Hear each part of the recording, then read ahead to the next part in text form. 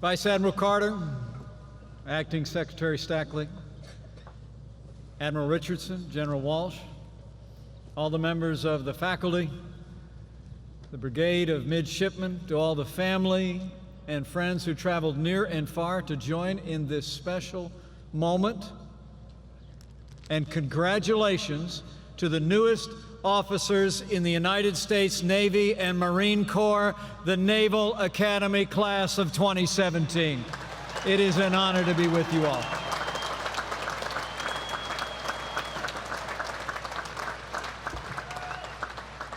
Today, it's my great privilege to bring you congratulations, and also to offer you the congratulations of your Commander-in-Chief, the 45th President of the United States of America, President Donald Trump.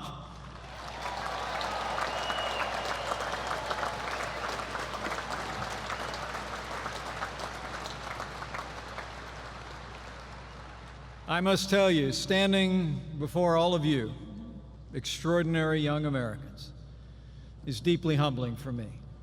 It's humbling for me to be here in the midst of Fleet Week at this storied military and academic institution with the extraordinary men and women of the class of 2017. Yours is already a class of distinction. You already distinguished yourselves the day you made the decision to put on the uniform of the United States of America and follow the path of service to this great country, and we honor you for it. The 1,053 men and women before me, you are America's very best. In a few moments, 760 of you will be commissioned as naval officers in surface warfare, Navy SEALs, aviators, and also in the silent service beneath the waves across the world.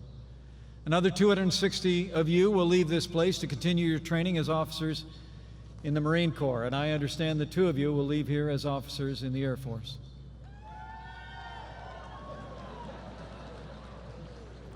Apparently well represented here. No matter what path you take, know that your Commander-in-Chief is proud of you, and so am I, and every American is grateful for you standing tall and stepping forward to serve our nation and protect our people.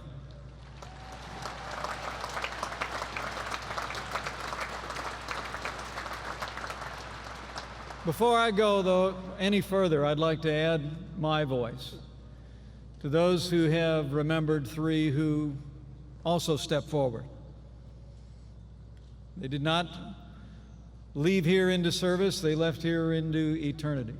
But we remember them today as much and honor them as much as all of you, for they stepped forward to serve this country.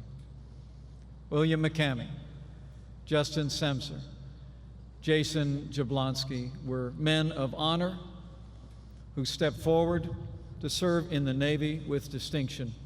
And I know the class of 2017 and America will never forget them, and their families are on our hearts this day.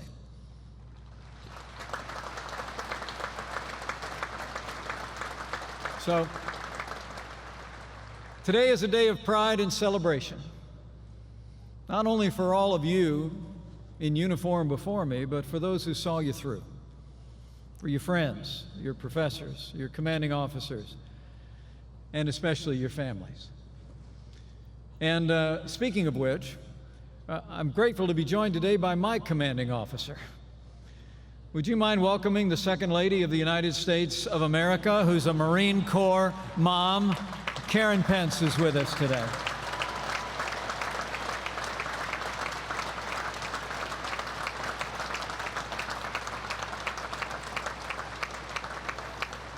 You know, as the proud parents of a first lieutenant in the Marine Corps, my wife and I know firsthand that the commissioning of an officer in the United States Armed Forces is a deeply moving moment for your loved ones.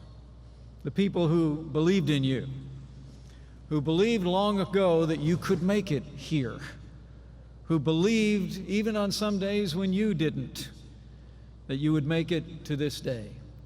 They supported you. They encouraged you. They prayed you through.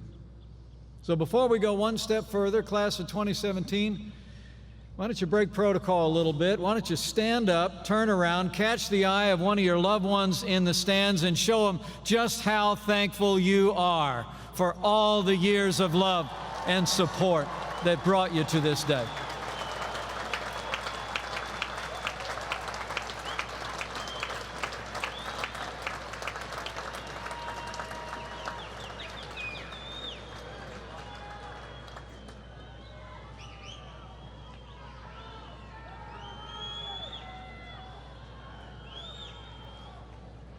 Oh, and before I forget to all the midshipmen who are here today, the whole cell phone thing and that last deal, your minor conduct offenses are completely forgiven.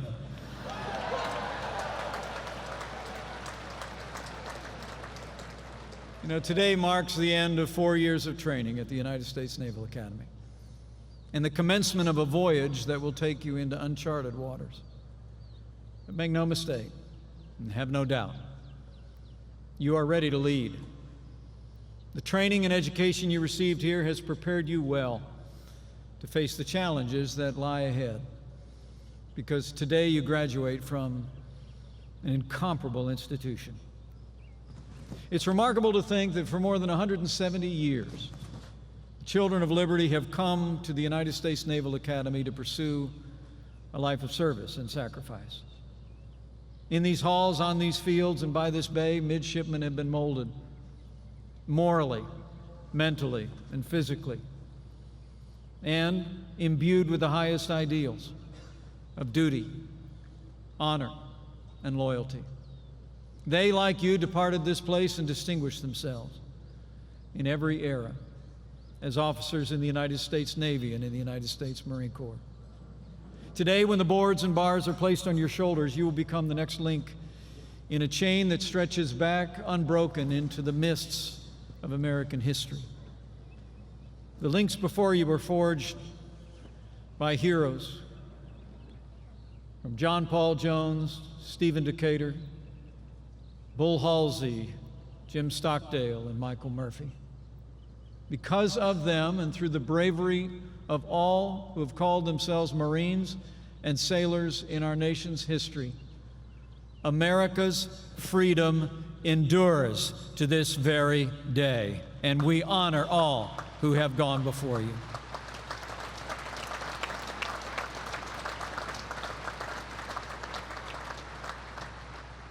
But now it's your turn to assume the watch. But remember, it's not just America that your predecessors protected. Think today of what the world owes the United States Navy and Marine Corps. Here at the Navy Marine Corps Stadium, these stands are emblazoned top to bottom with the names of lands and seas that were consecrated by the sacrifice of the American sailor and Marine. I see Belleau Wood, where Marines charged the enemy 6 times, won the day to defend the freedom of Western Europe. I see the Battle of the Atlantic, the many battles of the Pacific, the Coral Sea, Midway, Leyte Gulf, when the Navy rolled back the tide of tyranny that had engulfed so much of the Asian Pacific.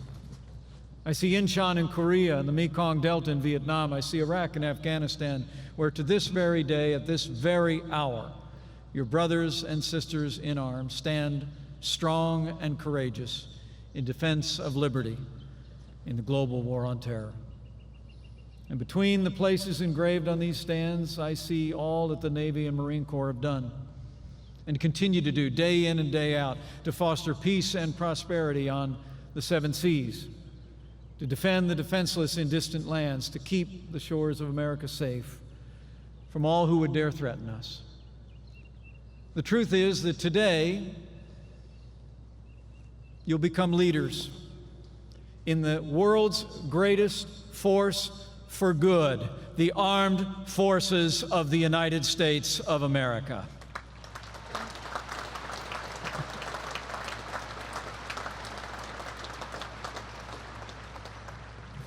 All of you who do so are patriots, heroes all.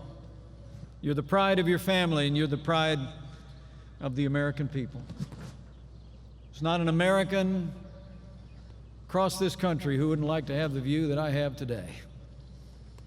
It's very inspiring. You're from the rest of us, but you're the best of us. And you'll leave this place and enter a world in desperate need of the honor, courage, and commitment that defines the leadership that you learned here. So a few words of admonition. Trust your training and the principles you learned here, and you'll have success in your career and for your country. Remember that character is destiny.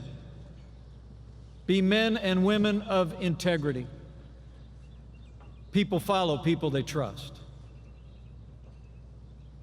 I truly believe that among the most important qualities of leadership, whether it's in the armed forces or any other endeavor, are humility, orientation to authority, and self-control. And I encourage you to cultivate these qualities as leaders in increasing measure every day from this day forward. With humility, consider others to be more important than yourselves. Be servant leaders. Approach every challenge as a learner and a listener first. In multiple counselors, there's wisdom, and the best decisions by the best leaders come from counsel and collaboration. Next is orientation to authority. Nothing I have to explain to those of you sitting before me today. Follow the chain of command without exception. Submit yourselves, as the saying goes, to the authorities that have been placed above you. Trust your superiors. Trust your orders, and you'll serve and lead well. And lastly, as arduous it has been, the physical training in this place, I encourage you to continue to practice the discipline of self-control. There's an old proverb that says, like a city whose walls are broken down is a man who lacks self-control. I truly believe that commanding others first begins with being able to command yourself. Discipline is the foundation of leadership. Integrity, humility, orientation to authority, and self-control are my admonition to you today. I truly believe that as you pursue these qualities of character, you will lead with distinction. And as you've done to this moment in your life, you'll prove yourselves worthy of the trust that your Commander-in-Chief is placing in you today, to be faithful defenders of our nation and our way of life. And as you prepare to assume your duties, I want to say to the new officers and to your families, President Donald Trump is the best friend the armed forces of the United States will ever have.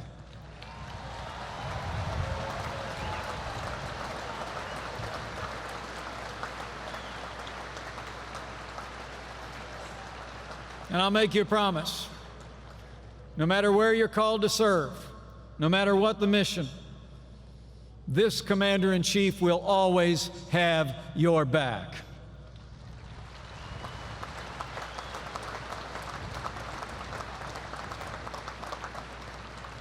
And to the families who are gathered here today and all these rising officers, I say, President Donald Trump and I will not rest, we will not relent until we rebuild our military, restore the arsenal of democracy, and ensure that our soldiers, sailors, airmen, Marines, and Coast Guard have all the resources that you need to accomplish your mission and come home safe. That is our pledge to each of you.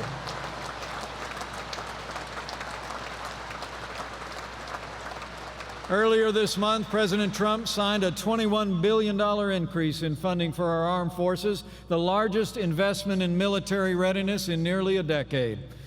And earlier this week, in his very first budget, your Commander-in-Chief laid out one of the largest increases in defense spending since the days of President Ronald Reagan. Let me be clear, the era of budget cuts of the armed forces of the United States is over.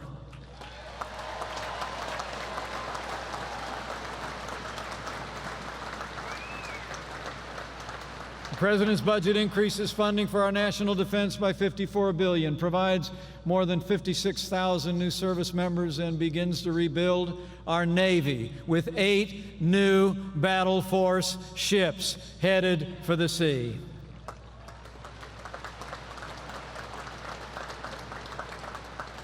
President Trump is working with the Congress to make the strongest fighting force in history stronger still.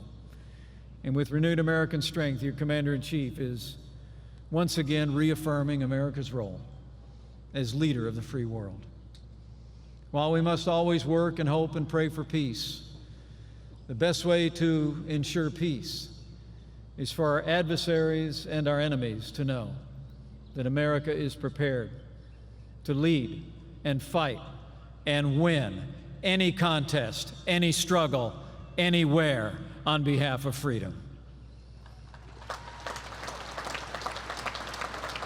Now you, the class of 2017, will be the instruments of American policy. Today you leave the brigade of midshipmen to join the vanguard of freedom. Your mission is more important now than ever. The mission of the United States Navy is multifaceted. You prevent the outbreak of major war and uphold peace and security around the globe. It's part of what the Navy does. You keep open pathways of prosperity from the Straits of Hormuz to the South China Sea, where just yesterday one of our mighty ships conducted freedom of navigation operations, reminding the world what American leadership looks like. That's also what the Navy does.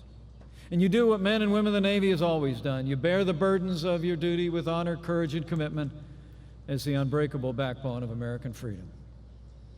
That's what the Navy does, and that's now what all of you will do from this day forward. As soon-to-be commissioned officers in the United States Navy and Marine Corps, all of you from this day forward are called to be leaders. Always remember that you follow in the wake of heroes who've done just that. You can banish any doubt by thinking of those who have gone before and the great cloud of witnesses that surrounds us today, not just in the stands, but beyond. When I think of those who've gone before, I think of just a half century ago. A young man from Trussville, Alabama, did just what you all did. He'd answered the call to put on the uniform, and he was sitting right where you're sitting. Graduated from the United States Naval Academy in 1967. Not too long after that, he sailed across the Pacific to join the fight for freedom in the jungles of Vietnam. One day, assigned to a small boat unit, he was working with his team to extract a group of Navy SEALs from behind enemy lines when his boat was ambushed. He was thrown overboard, wounded by shrapnel, but he still found within himself the strength and courage to swim back to his nearly empty boat and provide cover fire for his brothers. Despite his own injuries, he personally attended to the wounded. He refused medical assistance until all his brothers in arms had been treated. He was awarded the Silver Star for his peerless bravery and leadership under fire. 50 years ago, he was sitting right where you're sitting today. He went on from that moment to serve with distinction, 7th Fleet Commander, Fleet Forces Commander. When he retired in 2003, he'd risen to the rank of a 4-star admiral. And that young man from that small town is with us today. Would you join me in welcoming Admiral Robert Natter of the class of 1967, who joins us here today.